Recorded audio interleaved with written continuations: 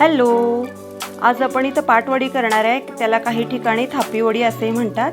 त्याचे साहित्य बघून घेऊ. त्याच्यासाठी लागणारे डाळीचं पीठ, कढीपत्ता, कोथिंबीर, खोबरं, मिरची, लसूण, कोथिंबीरीची पेस्ट, कांदा लागणार आहे.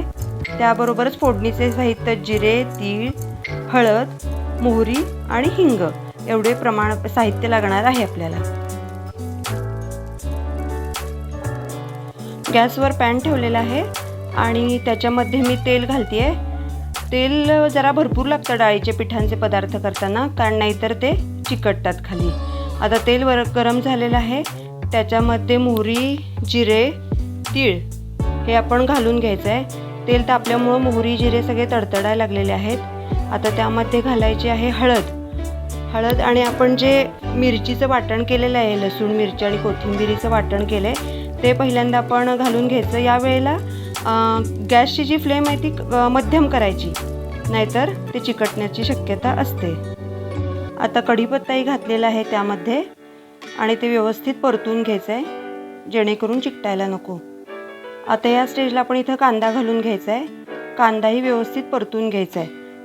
जेवढा चांगला परतू तेवढे खमंग होती वडी. आता सगळ्या फोडणीचा छान मस्त खमंग वास यायला लागला आहे. कांदा चांगला परतला गेलेला आहे. त्यात आपण हिंग घालायचा बाकी ठेवला होता, तो हिंग घालून जरासं हलवून घेऊया. आता इथे परतलेल्या कांद्यात 1 बाऊल पाणी घालून घेऊया. थोडंसं हलवून आता त्यामध्ये आपण चवीपुरतं मीठ घालायचं आहे. तुमच्या चवीप्रमाणे तुम्ही कमी जास्त घालू शकता.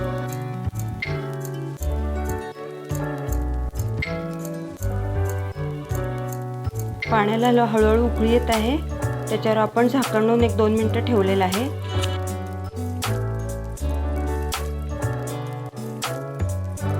पाणी चांगलं उकळलेलं आहे. आता या ठिकाणी आपण डाळीचं पीठ पाण्याला लावून घेणार आहे. आपल्या पाण्याच्या प्रमाणात आपण डाळीचं पीठ कमी जास्त करू शकतो. पीठ व्यवस्थित हलवायचं आहे, जेणेकरून त्याच्या गुठळ्या होणार नाहीत. त्यामुळं आपल्याला कंटिन्यू हलवत राहायला पाहिजे.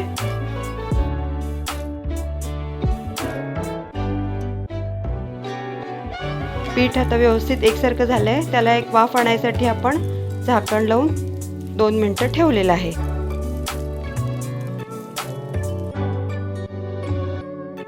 पिठाची कन्सिस्टन्सी एकदम व्यवस्थित झाली आहे.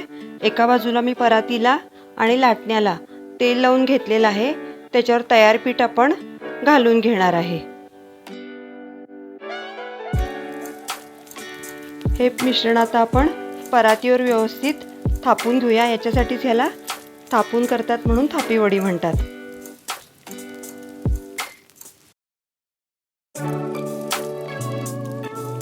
एकसारखं पीठ आपण लावून घेऊया परातीला आणि थोडंसं आता लाटण्याच्या साहाय्याने पण आपल्याला पसरून घ्यावं लागेल. एकसारख्या वड्या पातळ जाड आपल्याला जशा पाहिजे तशा आपण करू शकतो.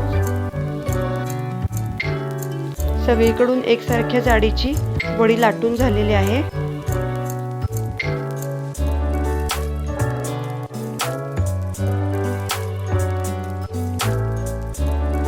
या पिठावर आपण आता सुकलेलं खोबरं घालून घेणार आहे आणि त्याच्याबरोबरच आपल्याकडे हिरवीगार कोथिंबीर आहे, ती पण मस्त पसरून घेणार आहे.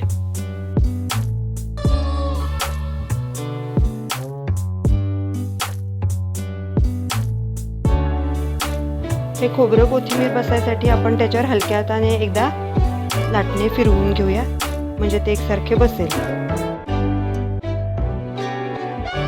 सुरीच्या साहाय्याने याच्या वड्या आपण पाडून घेऊया. शक्यतो एकसारख्या आकाराच्या पाडून घेऊ.